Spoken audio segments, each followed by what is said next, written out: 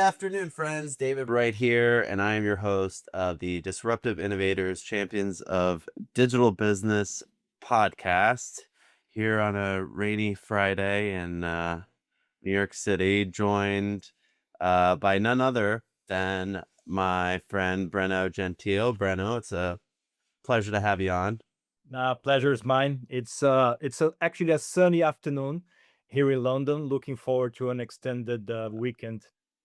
Yeah, same. It was funny. I was gonna make a joke about you bringing the weather to the podcast with you here. But we're trading places apparently. Yeah, Um, Very cool, man. Well, I know this has been a little in the making here, so yeah, I'm excited for the dialogue as well. me too. Um, so Breno, I'm excited to dig into your career and kind of your journey as an executive. So I've been really intrigued by a lot of your different posts and your experience.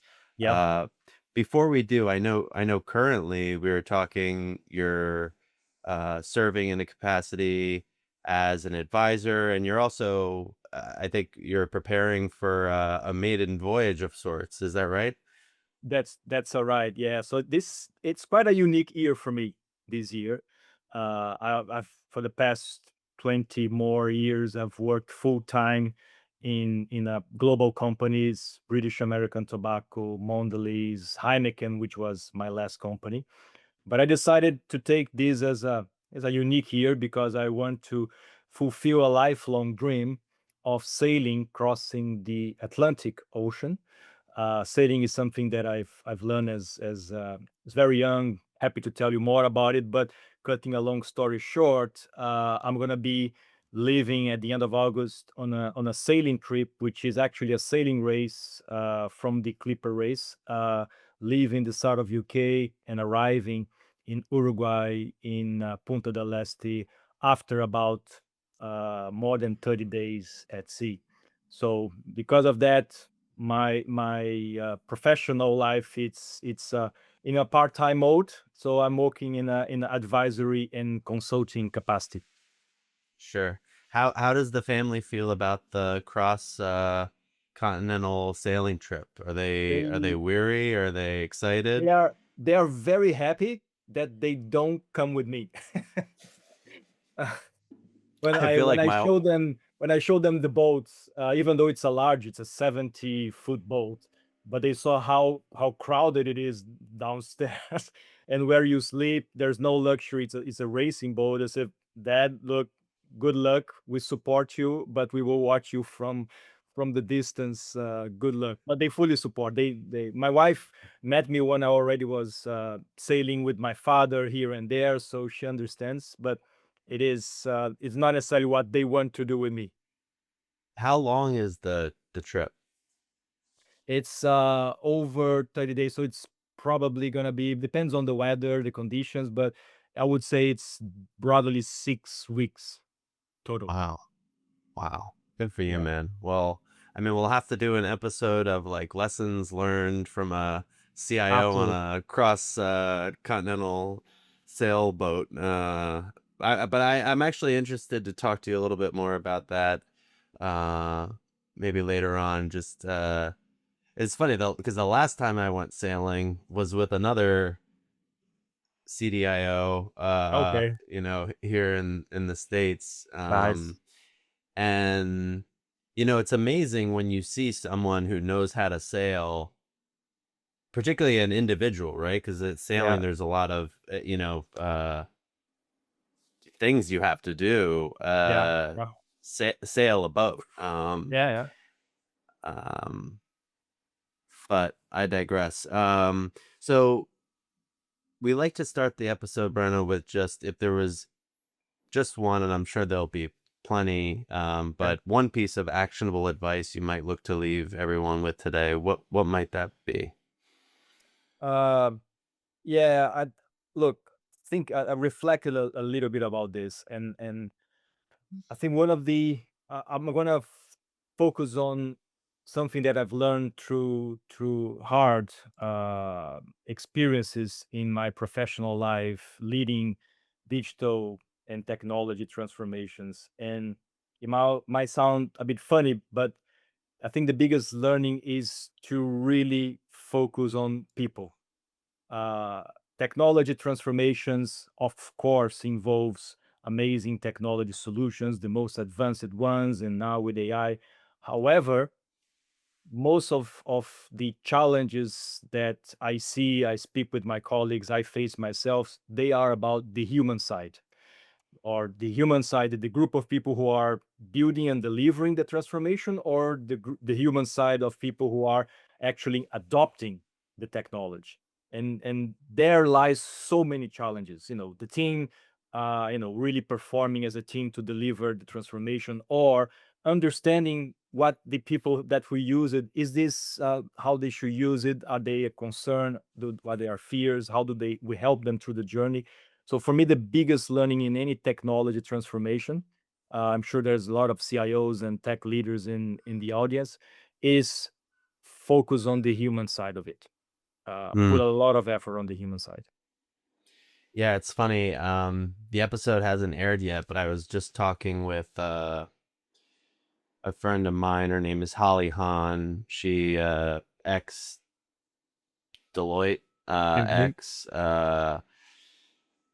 and she's at Entertainment Partners now, but she was at Rackspace as a chief executive. She was at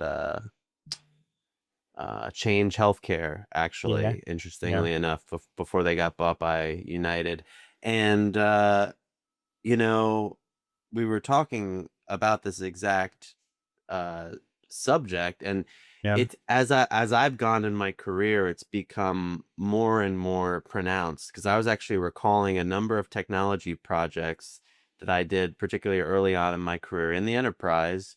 yeah, And the fact that as an advisor, it it seemed like statistically that I'd get to the end of an implementation, particularly where as a partner, I was particularly concerned with like rolling out the technology platform in excellence. yeah, But that upwards of like 40 to 50% of my projects yeah, would fail seemingly because of those two reasons. Either A, I found that the users, or my customers really, that I had provided the solution to, weren't adopting the solution, yeah, or the people that I was tasked with working with to roll the solution out were having a lot of difficulties in doing so. yeah, yeah. Um, I remember very, very vividly one example. So my career has been a lot in consumer goods organizations. I work at British American Tobacco, Mondelez, Heineken. There's one thing in common across consumer goods, which is putting digital in the relationship and in the engagement with customers. And customers for consumer goods can be from a huge supermarket chain up to a fragmented group of bars, pubs, restaurants, mom and pop shops, and their needs are very, very different. right. And what you offer, the experience for these customers is quite. It's important to understand. And the example that I remember is particularly the bars, the restaurants, which is where people consume drinks, especially important for beverage companies.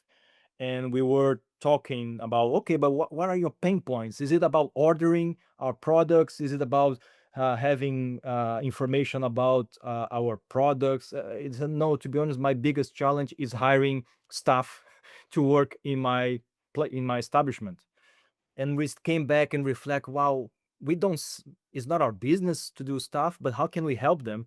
I'm not going to say which company was it, but we decided, let's create a quite a loyalty program that uh, incentivizes the staff for that place to learn about the products and to be rewarded by learning about the products, and also to learn about how to work in the hospitality business, not for the owner but for the staff. And that started to Mm, get amazing feedback to say, wow, I just love because my staff gets engaged, they get rewarded, and it was not a huge price, but that was enough to transform an experience by just exploring really where the pain points were for those customers. yeah, I love that. And I've also seen a lot of the it's interesting that you mentioned that because you see nowadays a lot of the QR codes out still, and Yeah, that happened a lot during COVID. But yeah, then you kind of saw that stay, particularly in like airports and stuff like that. But even in other areas, uh, it's interesting to think about. yeah, Well, but great advice. And I think I might want to spend a little bit more time on that because I'd be interested to get your perspective on like, okay, people yeah, affecting things operationally as a digital leader. How do I how do i affect change in that way, or how do I lead more effectively such that I can inspire uh change and things of that yeah, nature, you know what I mean?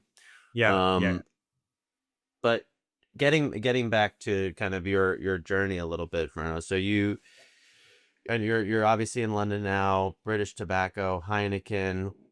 Where did you start out? Did you always think you were going to be a technologist? You're obviously, you've been sailing quite a while too. Like where did you start out, and kind of how did you get to the point that you're at in your career today?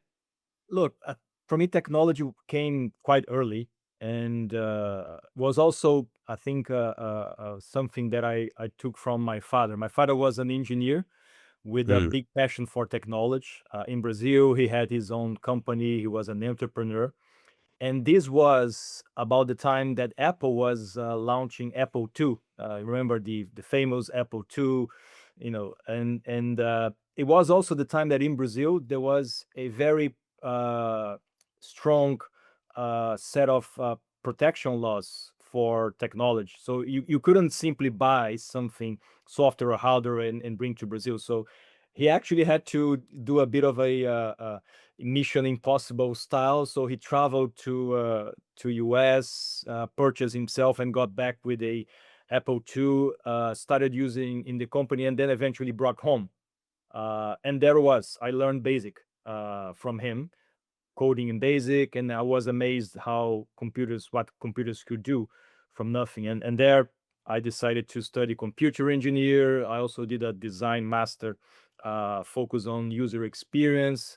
And then my first global company job that I took was at Reader's Digest, the mm, company famous yeah. for the magazines, but very also big in direct marketing. And there was early signs over there of AI, because regression models and things were used back then with very rudimentary technology. But for me was an amazing experience. I spent 7 years at Reader's Digest in Brazil, where the company started with 5 people, and eventually grew to over 100. So it was like living in a startup. So I could put my hands on anything from infrastructure, application development, project management. So I was growing with the company. Uh, Eventually, one of the people who worked there invited me to go to Mondelez, and I wanted to work in an industry, manufacturing, so I was attracted by that. I went to Mondelez. A bit later came British American Tobacco, again, another, which by the way was probably one of the top 5 companies in Brazil, and that's the company that actually made my career become international. It's the company that offered me the opportunities to do projects just beyond Brazil, initially in the Americas, South America. It's the company also where I could have for the first time an international assignment in London. This was 2013, and I lived here with my wife and very young boys, and everyone really loved living in London. We more or less felt this could be home. We came back to Brazil for another 3 years, but then when the first opportunity to come back, this time permanently, came, and this was about 8 years ago, we took it. I took a global role in a global project, and from there, I just kept doing other global roles. I ended up at BAT becoming the chief technology officer.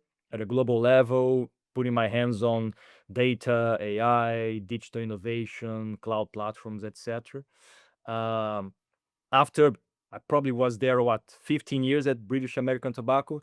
Then came Heineken with an amazing journey to start a new digital transformation chapter for them, and for me was great. I just I fell in love with their vision. I've, yeah, always enjoyed their products, so for me was great. And so I stayed there for a while, but eventually, because the family continued to live in London and Heineken, the center of gravity was for my role Amsterdam. It was a bit difficult for me to combine the two. So then I took the difficult decision to leave Heineken, but at the same time I felt it was the time to do this sailing dream. Now that I have the time, and here I am. That's how I came Wow, to today. super cool, man. Um, over the course of your journey, and maybe we could dovetail this back into some of the advice you give, but towards the beginning of the episode, what was one of the most important things you learned, either personally, professionally, or otherwise? And if you think about kind of what transpired to create that lesson, and how you used it on an ongoing basis, any experiences come to mind? Yeah, I I I think it's quite personal to me, and I've started more recently in the past few years learning about Stoicism, and there I found lots of learnings in Stoicism, particularly in terms about focus on the what you can control, and don't waste your energy and your mind on the things that you cannot. And if I look back, I probably in the beginning of my career have worried so much about things that were outside of my control. Will this system really perform? Will it work? What will happen if it goes down? And I probably spent more energy worry about the things that could go wrong rather than doing something that I could do to prevent them from happening. And I lived that probably in the first I don't know, few years of my career, and I eventually started to understand a bit more about myself, and reading about Stoicism also helped me to identify this. I think there's many learnings about Stoicism that I really enjoy, but this is really one of them, which is you should focus on the things you can control, and influence, but not waste your energy on what is outside of your control. That for me has helped a lot. Love that. um I have like some Latin on my arm here, amor fati, and Ah, okay. uh summum bonum. It's rooted back in some of the Stoic concepts, and but I uh I couldn't agree more with the concept that you focused in on, which is like only focusing my energy on what I can control, right? Because Yeah. for me, classically, particularly earlier on in my career, there's no easier way to get in those like kind of fear spirals of like not getting what I think I needed, or losing what I already have. Like, Yeah. and it's just when and the other thing is, I came to realize that when I was focused on so many of these different things that I couldn't control, Yeah. it took me out of the present moment. Yes. Which is also a source of frustration when you're not present. You become more stressed.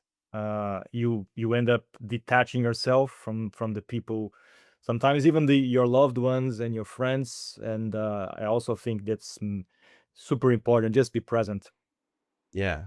The root of my uh joy that I've got to experience in life more and more in recent years is really rooted in being present because I can point to the fact that if you looked at my life, I don't know, 5, 10 years ago and today, like a lot of the fundamental things. I met my wife about, I don't know, like 10 years ago now, and we've been married for 5 plus.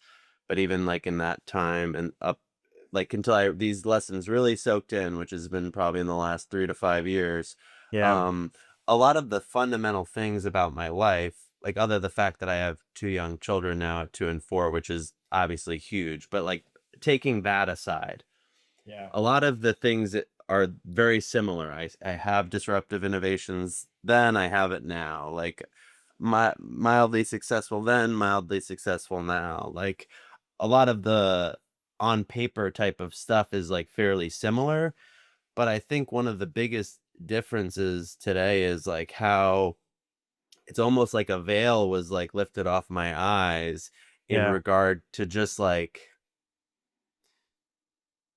the like beauty of life itself. Yeah. Yeah.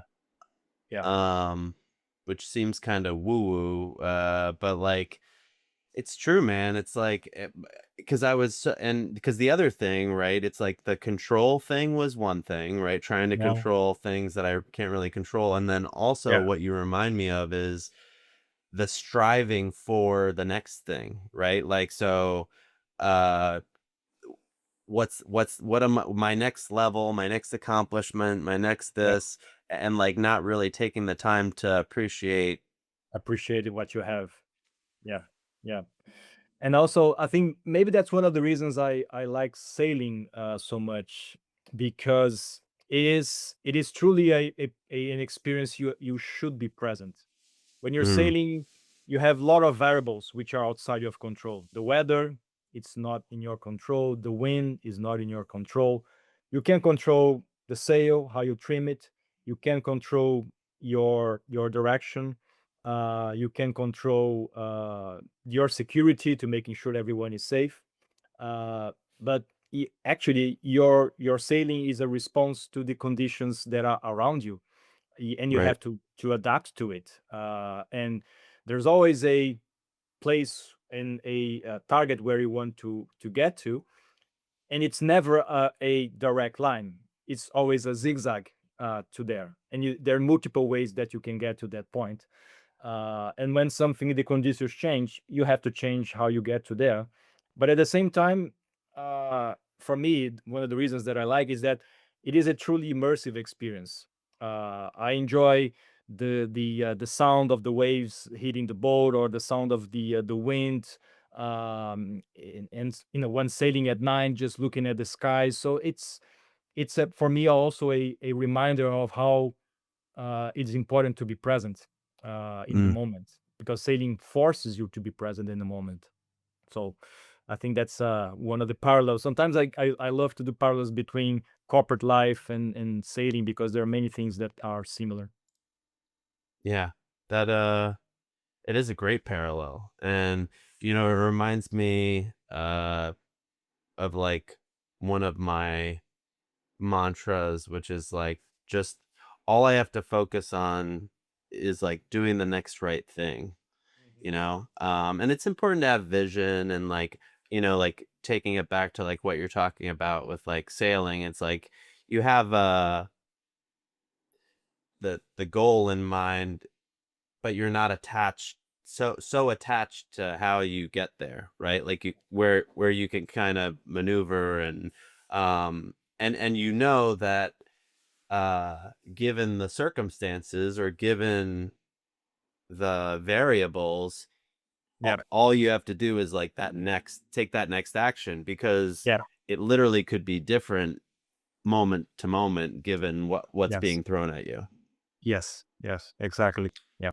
Um, what about a time, Breno, that you either had a project fail or you had a hardship or something that was like a difficult situation, but you Fine. ultimately took away a lesson from it. And you know, I would also throw that question I posed at you before in this, whereas like, okay, if we're talking about digital transformation, and as technologists, we read the McKinsey and the Gartner reports, and they're very vocal about the fact that like 80% of digital transformation initiatives fail, or some Yes, staggering statistics. correct. I would agree that a lot of it is due to the people, process, Yes. methodology type of how do we do a better job, or how do I do a better job of having an impact on Yeah. that? I uh, two aspects. First is yes, I think all of us working in technology, we have our scars from failed projects. If someone tells you they never had one, I would very much doubt it. It's part. Lots of projects in technology fail, and I remember one learning for me, which was about not getting attached too much to the product that you are the end product of your project. And I think the story, cutting long story short, is I was tasked to take a product, a solution, which was small in a smaller country in one of my companies, and make it global. Uh, and there were lots of early signs that that was not the right decision to do. But Mm, I focus on achieving what I was asked to do, and I ignore a lot of points that were already telling me, guy, Breno, this is doesn't sound right. It's not gonna work. It's not gonna scale. It's not sustainable. But I just endured, because I felt like this was my opportunity to shine, to showcase. I started to get attached to that, and I ignore that part of my role, as important as delivering what I was asked, was also to come back and say, look, that's not the right course of action. We should not spend money on it. And even if I already had spent, I don't know, 6 months, there's also a point where you simply have to say, look, I tried all that I could. It's not gonna go well. Take stock and propose like sailing. If we stay on this course, we're not gonna get to our destination. We have to change course. We have to right. pivot. And I ignored that, particularly in this initiative. And but after that, I took the learning, and actually I had a very similar situation in a different project, and I took it. I said no. We changed course, and eventually it got right. So it's a big learning that I remember to myself. And and, as you and I said, think yeah, the before you get on to the next piece, the saying no, or having the courage to um come back in the boardroom, or whether you're a CIO at a company, or an aspiring technology executive rising the ladder of a company itself, or you're a vendor or an advisor who's yeah, working with a company, not being either so tied to that goal, and or kind of fearful of like going against the grain of what everyone else wants. yeah, That was a huge lesson for me as well, yeah, yeah. for sure. I agree. I agree. And to your point about digital transformation, yes, I think there are lots of frustrations.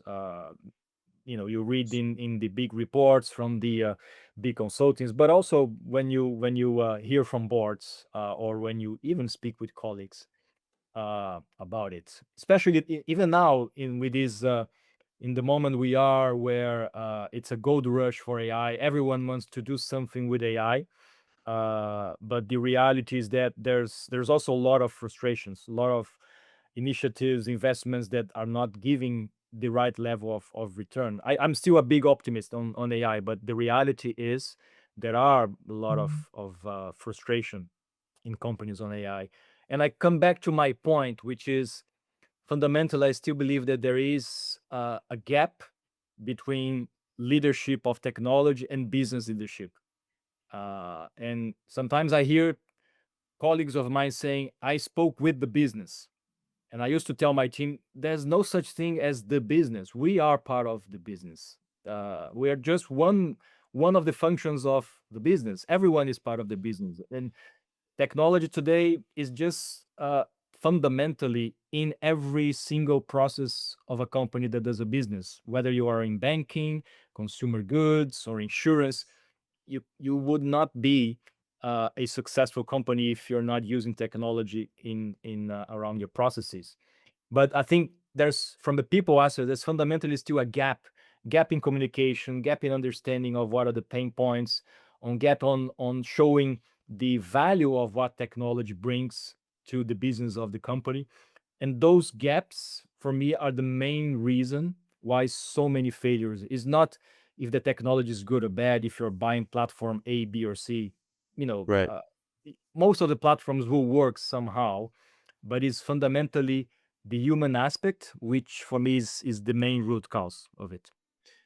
Yeah. And I think that as I agree with you. And I think as our aspirations technologically, and not just since the advent of AI, but even in the last like 20 years, right, to move applications to the cloud, to modernize applications, to whatever the initiative might be, as those aspirations kind of evolved, the classic kind of model of siloed IT, which Yeah. had existed kind of prior to this like new age of digital transformation in many industries. And that's a bit of a rash generalization, right? But just Yeah.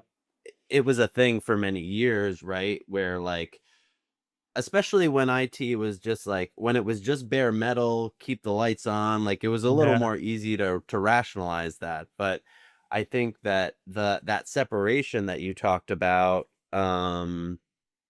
the business and IT, because I hear that too, and it frustrates the hell out of me, Yeah. is residual from that. I agree. Um, and I would concur that it's about like how are we better integrating those parts, and and now what we see too, which actually I think compounds this, now that you got me thinking about it, Yeah. now we have our friends, these operational stakeholders, following the bouncing ball of these different technologies that could improve their day to day, right? Like, yeah, Yeah. this AI over here, yeah, Yeah. this one over there. It seems Yeah. so accessible. They could, Yeah. grab it, they could touch it. Yeah. And now you have a real problem because these guys are like, we want that. The Yeah. finance team says we want this. The clinical team says they want that. Yeah. And it's because I think one of the reasons is because, in some cases IT and digital haven't been as enrolling maybe, or like hand walking hand in hand with those groups to educate them and understand. I mean, you nailed it before, right? When you were talking about the example about the bar, right? It's Yeah. like, how am I asking the right questions? Yes. Yeah.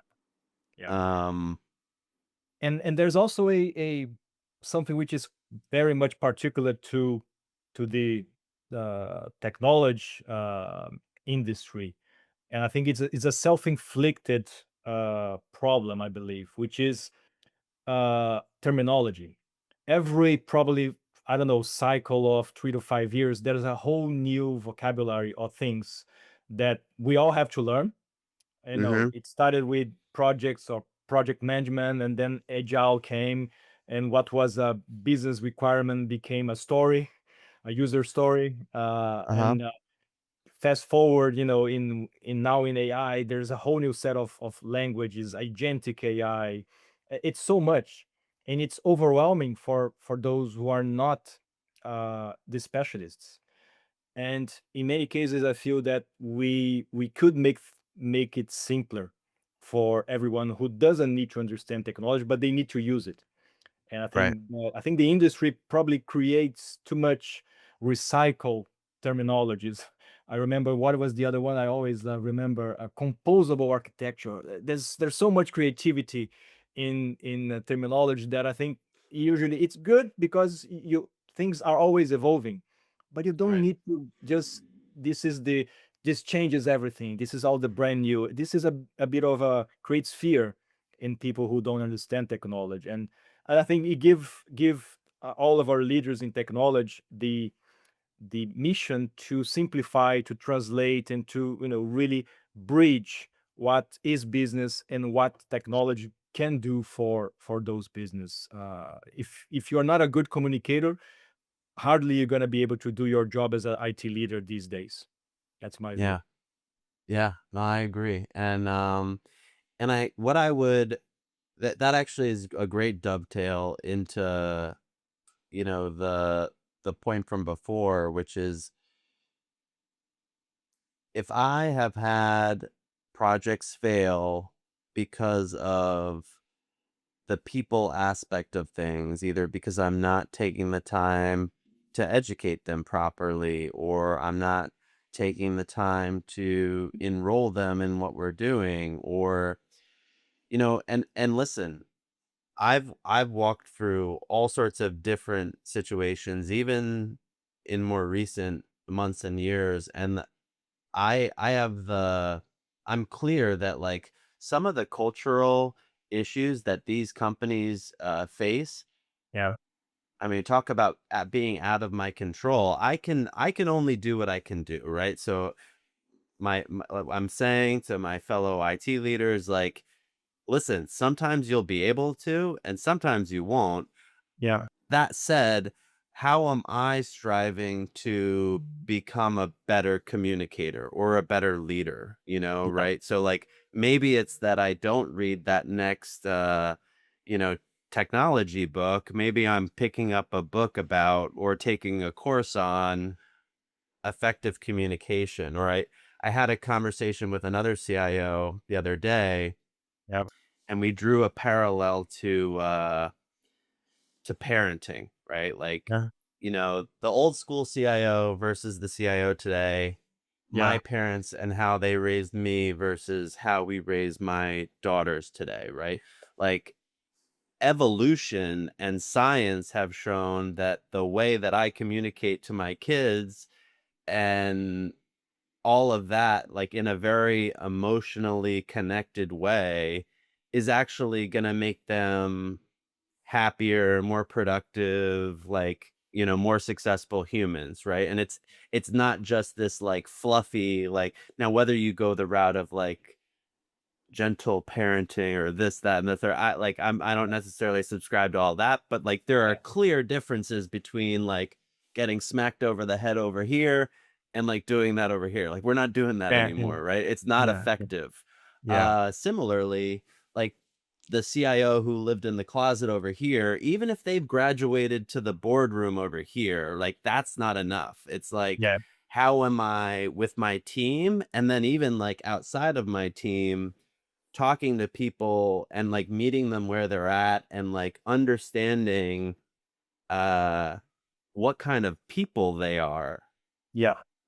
Because I think that for me, what one of the things that I've learned, effective communication really starts with knowing my audience slash knowing the individual, because people have different love languages. People have different ways in which I can communicate with them effectively or not. Yeah. I agree. I agree.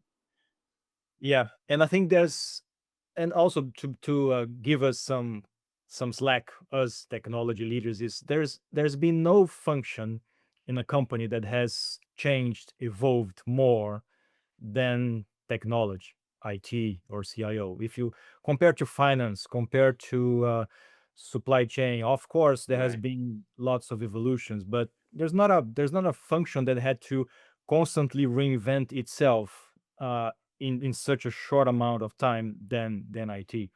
And there are aspects in a company, in an organization, that are still, from, I don't know, decades ago. Pick accounting.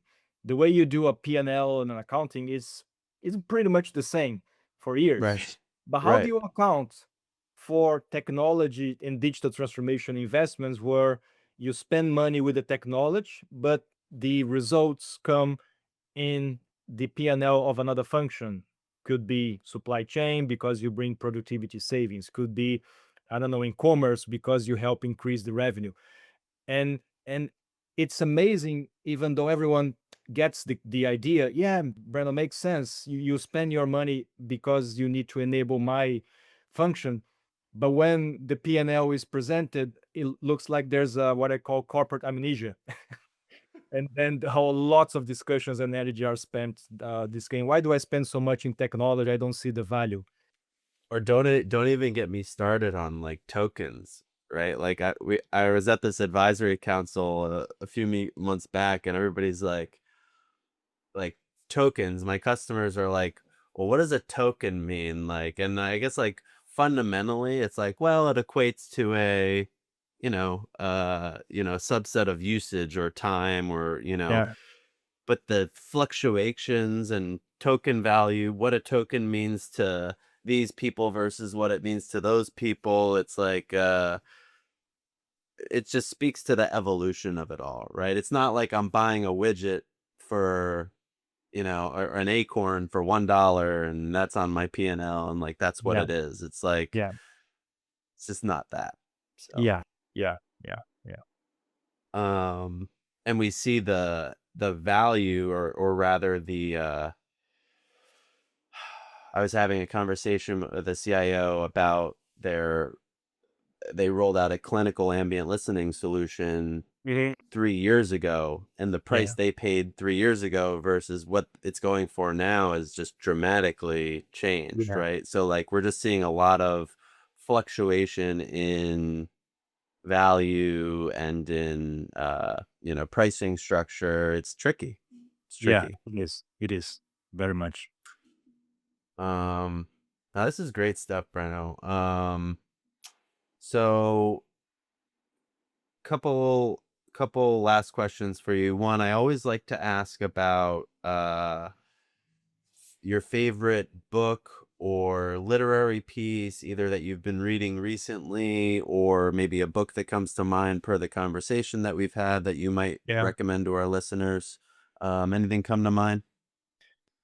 Yes, and because of my sailing preparation, I had to read a lot about sailing. I took my skipper certification, so I had to go to a lot of theory. But I read a book. I was a still from last year, but because of the sailing, I would mention it.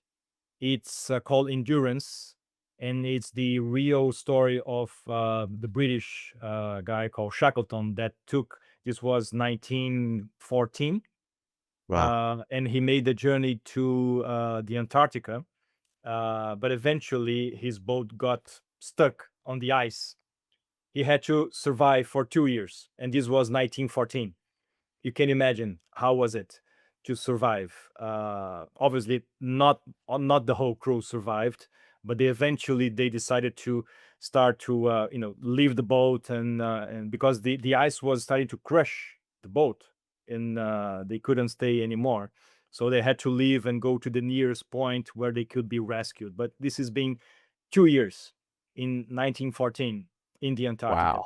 Wow. Wow. So it's written so well. It's an amazing. I couldn't stop reading it.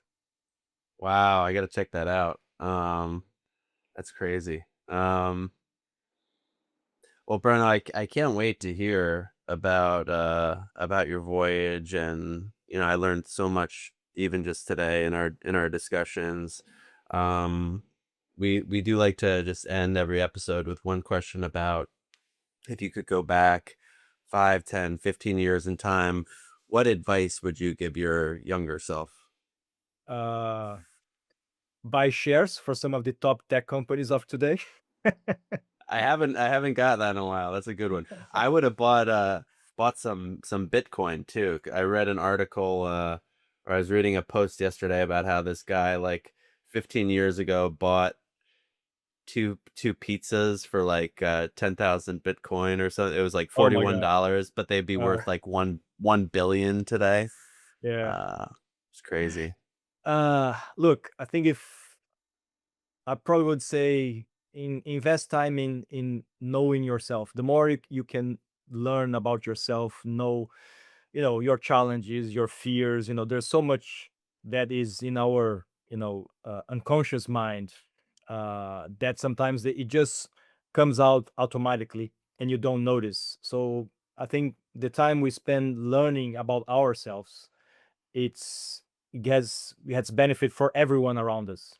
And I started to do this. I could have done a bit earlier, if I have to say. So that's what I will give the advice for my younger self. Just learn more about yourself. Uh, as soon Yeah. as yeah, Same, same. When I started, I've had a business coach, a therapist, I've had leadership, I've had like, and honestly, the more that I leaned into that later in my career, the personal development, the knowing about myself, like the more successful I became. And it wasn't necessarily even the reason I did it, like per se, yeah, but some of my largest strides came per results of work like that. So I couldn't agree no, more. yeah. Um, Breno, it's been a pleasure having you on. Thank you so much, man. Likewise, amazing conversation. Thank you. And to our listeners, thank you all for tuning in, and we will catch you all next week.